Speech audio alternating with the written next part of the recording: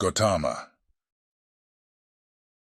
In the town of Savatthi, every child knew the name of the exalted Buddha, and every house was prepared to fill the alms dish of Gautama's disciples, the silently begging ones.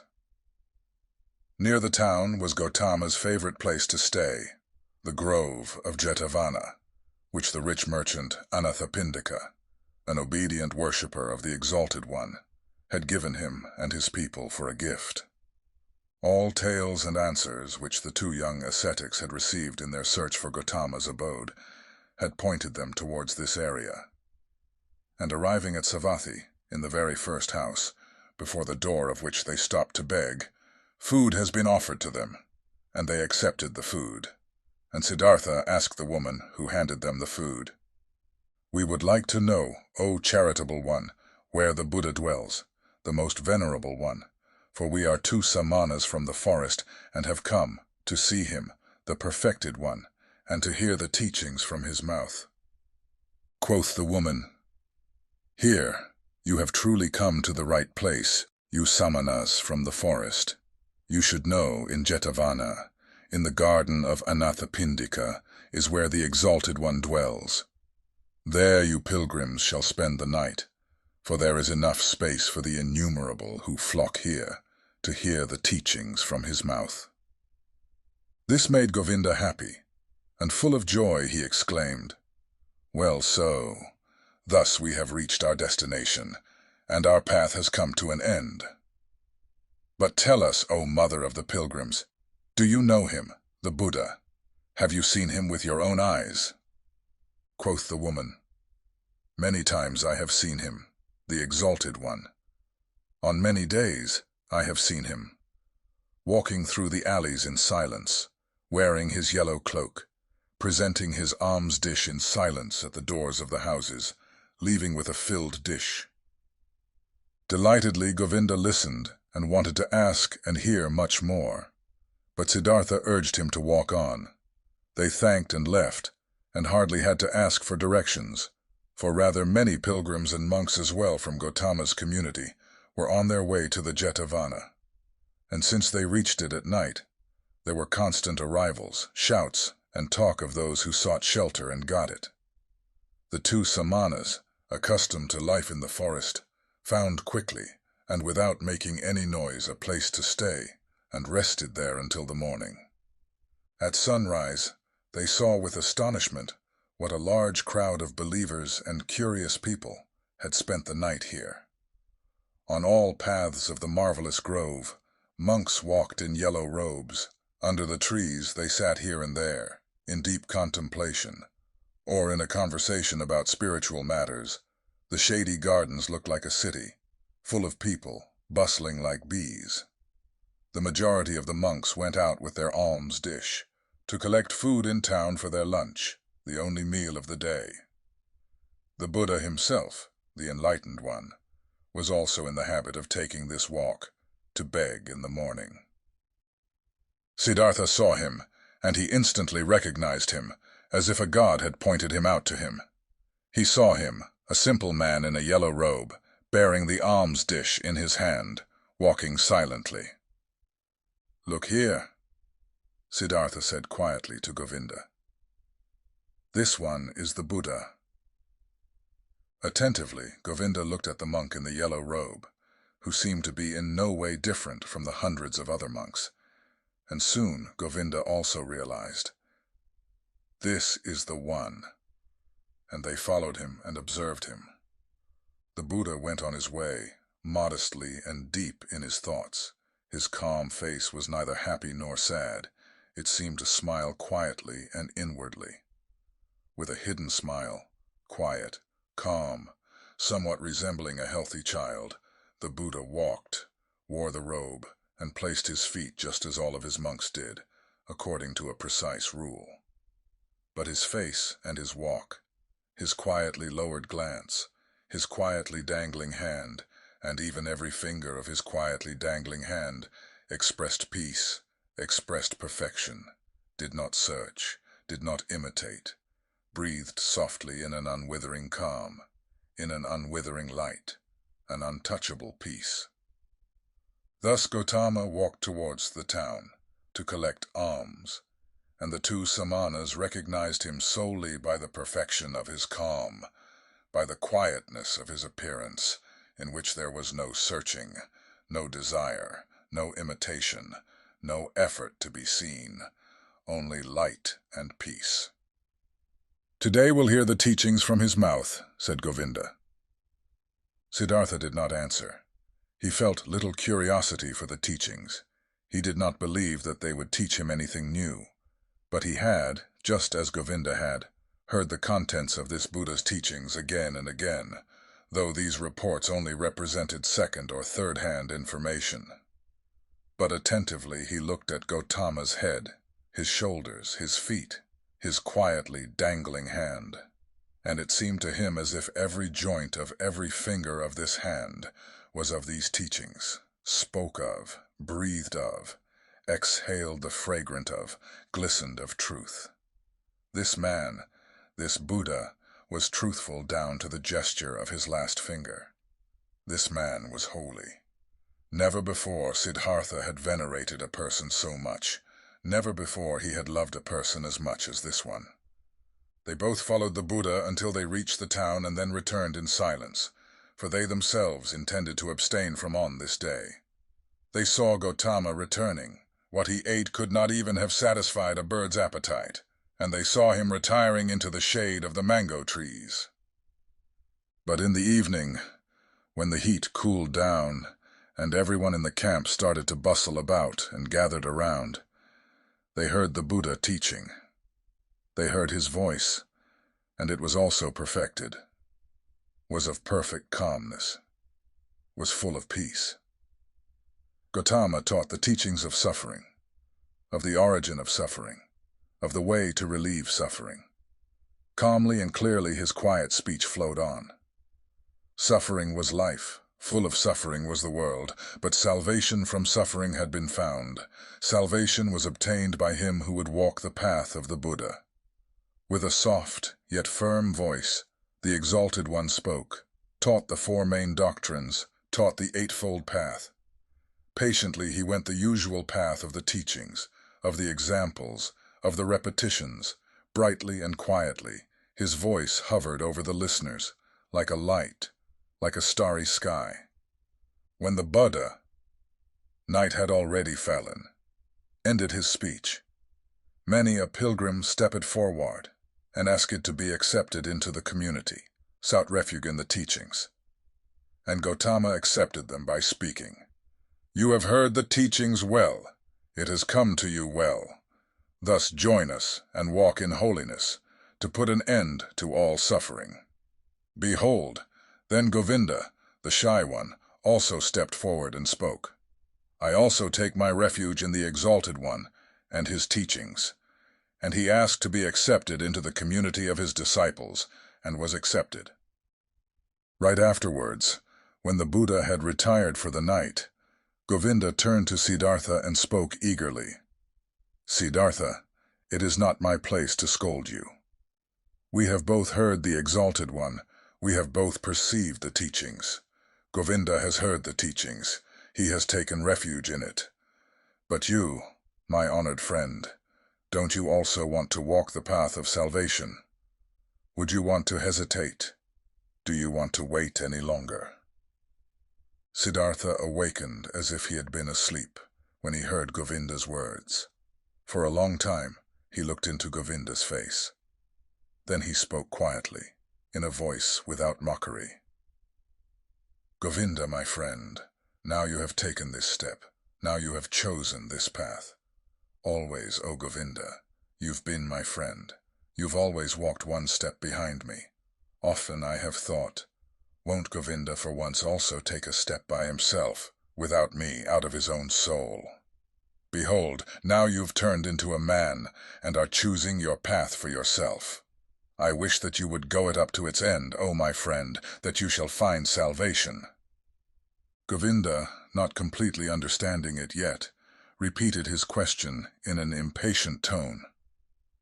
"Speak up, I beg you, my dear. Tell me, since it could not be any other way. that you also, my learned friend, will take your refuge with the exalted Buddha." Siddhartha placed his hand on Govinda's shoulder. "You failed to hear my good wish for you, O Govinda. I'm repeating it. I wish that you would go this path up to its end, that you shall find salvation." In this moment, Govinda realized that his friend had left him, and he started to weep. "Siddhartha," he exclaimed lamentingly. Siddhartha kindly spoke to him. "Don't forget, Govinda, that you are now one of the samanas of the Buddha. You have renounced your home and your parents, renounced your birth and possessions, renounced your free will, renounced all friendship. This is what the teachings require. This is what the Exalted One wants. This is what you wanted for yourself. Tomorrow, O Govinda, I'll leave you." For a long time the friends continued walking in the grove. For a long time they lay there and found no sleep. And over again Govinda urged his friend. He should tell him why he would not want to seek refuge in Gautama's teachings, what fault he would find in these teachings. But Siddhartha turned him away every time and said, "Be content, Govinda. Very good are the teachings of the Exalted One. How could I find a fault in them?" Very early in the morning, a follower of Buddha, one of his oldest monks, went through the garden and called all those to him who had as novices taken their refuge in the teachings, to dress them up in the yellow robe and to instruct them in the first teachings and duties of their position. Then Govinda broke loose, embraced once again his childhood friend, and left with the novices. But Siddhartha walked through the grove, lost in thought. Then he happened to meet Gautama, the Exalted One, and when he greeted him with respect and the Buddha's glance was so full of kindness and calm, the young man summoned his courage and asked the Venerable One for the permission to talk to him. Silently, the Exalted One nodded his approval. Quoth Siddhartha, "Yesterday, O Exalted One, I had been privileged to hear your wondrous teachings. Together with my friend, I had come from afar to hear your teachings. And now my friend is going to stay with your people. He has taken his refuge with you. But I will again start on my pilgrimage." "As you please," the Venerable One spoke politely. "Too bold is my speech," Siddhartha continued, "but I do not want to leave the Exalted One without having honestly told him my thoughts. Does it please the Venerable One to listen to me for one moment longer?" Silently, the Buddha nodded his approval. Quoth Siddhartha, "One thing, O most Venerable One, I have admired in your teachings most of all. Everything in your teachings is perfectly clear, is proven. You are presenting the world as a perfect chain, a chain which is never and nowhere broken, an eternal chain the links of which are causes and effects. Never before this has been seen so clearly. Never before this has been presented so irrefutably. Truly, the heart of every Brahmin has to beat stronger with love, once he has seen the world through your teachings perfectly connected, without gaps, clear as a crystal, not depending on chance, not depending on gods. Whether it may be good or bad, whether living according to it would be suffering or joy, I do not wish to discuss. Possibly this is not essential. But the uniformity of the world, that everything which happens is connected, that the great and the small things are all encompassed by the same forces of time, by the same law of causes, of coming into being, and of dying. This is what shines brightly out of your exalted teachings, O Perfected One. But according to your very own teachings, this unity and necessary sequence of all things is nevertheless broken in one place, through a small gap. This world of unity is invaded by something alien, something new, something which had not been there before, and which cannot be demonstrated and cannot be proven. These are your teachings of overcoming the world, of salvation. But with this small gap, with this small breach, the entire eternal and uniform law of the world is breaking apart again and becomes void. Please forgive me for expressing this objection." Quietly, Gautama had listened to him, unmoved. Now he spoke, the perfected one, with his polite and clear voice. "You've heard the teachings, O son of a Brahmin, and good for you that you've thought about it thus deeply. You found a gap in it, an error. You should think about this further. But be warned, O seeker of knowledge, of the thicket of opinions, and of arguing about words. There is nothing to opinions. They may be beautiful or ugly, smart or foolish. Everyone can support them or discard them. But the teachings you've heard from me are no opinion, and their goal is not to explain the world to those who seek knowledge. They have a different goal. Their goal is salvation from suffering. This is what Gautama teaches, nothing else. I wish that you, O exalted one, would not be angry with me," said the young man. "I have not spoken to you like this to argue with you, to argue about words. You are truly right. There is little to opinions. But let me say this one more thing. I have not doubted in you for a single moment. I have not doubted for a single moment that you are Buddha, that you have reached the goal, the highest goal towards which so many thousands of Brahmins and sons of Brahmins are on their way. You have found salvation from death. It has come to you in the course of your own search, on your own path, through thoughts, through meditation, through realizations, through enlightenment. It has not come to you by means of teachings, and, thus is my thought, O exalted one, nobody will obtain salvation by means of teachings.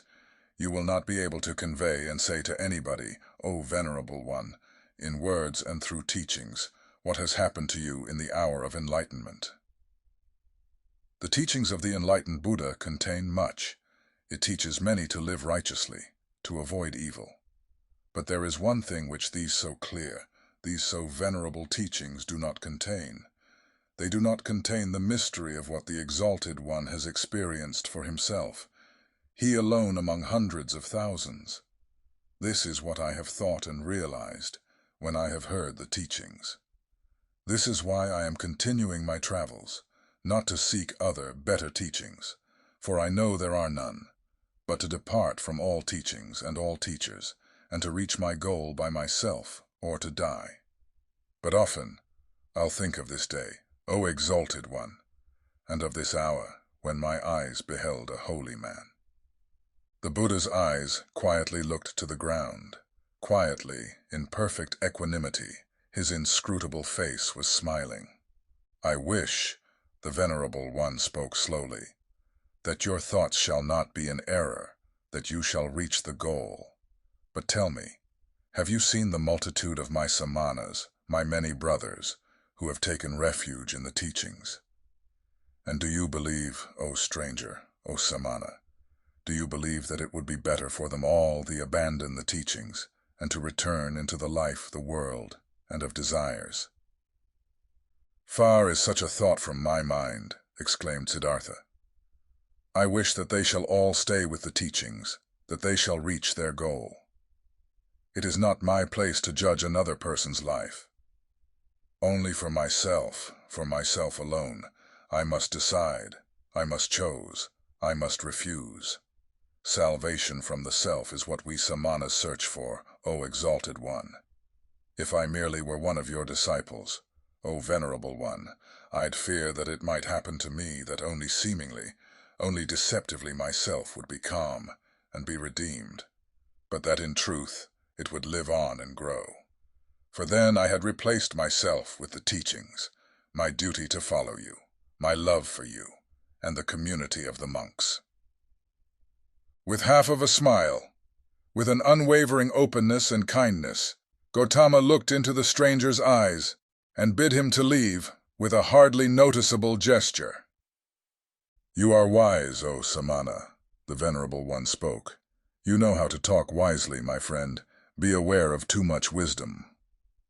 The Buddha turned away, and his glance and half of a smile remained forever etched in Siddhartha's memory. "I have never before seen a person glance and smile, sit and walk this way," he thought.